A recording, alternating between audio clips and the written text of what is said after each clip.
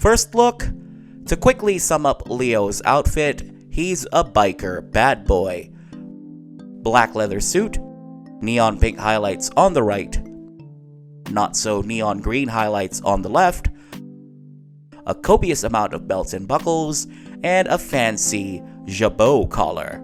Just to tell the audience that he may be a bad boy, but he's a fancy bad boy.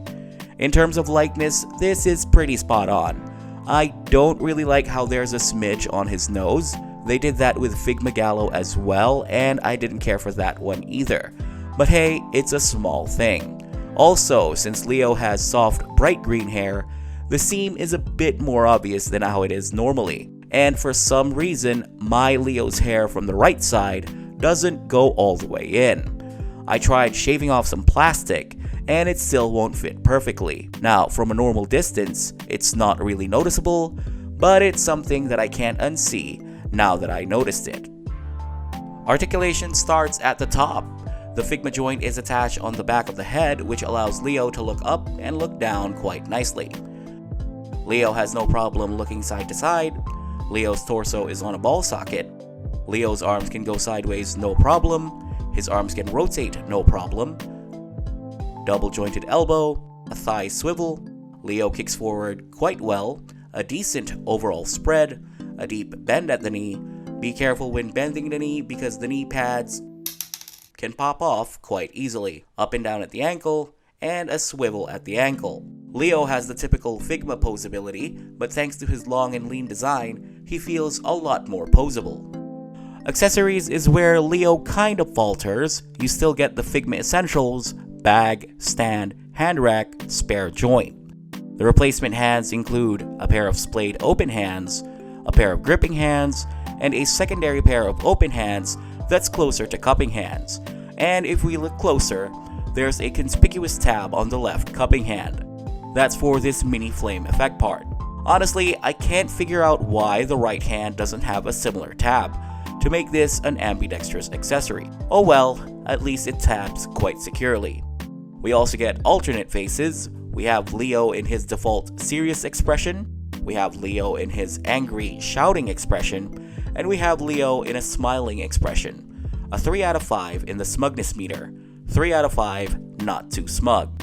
We get a set of alternate crossed arms, or better known as the Gynax trigger pose. The way it shows up in Promare was done really well, especially with Inferno blasting in the background. Which is your favorite Gynax pose?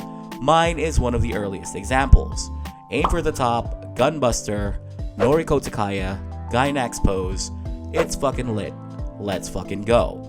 Leo's final accessory, a sword made of crystallized fire. That's pretty badass. That's pretty epic. It doesn't have an actual name, I think, but let's just call it Femboy Fire Sword.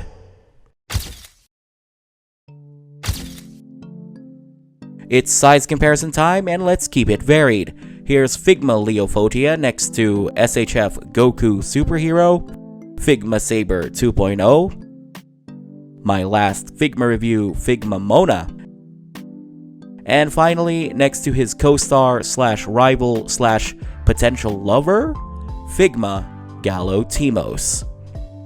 Figma LIO FOTIA is a fine figure.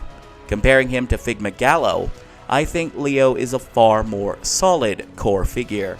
But at the same time, he's a dead set example of how overpriced Figmas and generally import figures have become nowadays.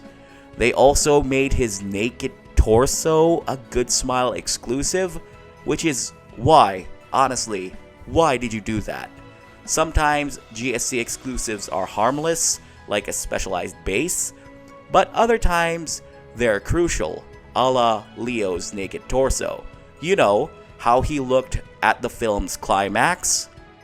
Had we gotten the naked torso and the retail price remained the same, Leo would have definitely gotten a strong recommend. But he'll have to settle for a mild recommend, which is how I feel in total for the Figma Promare duo.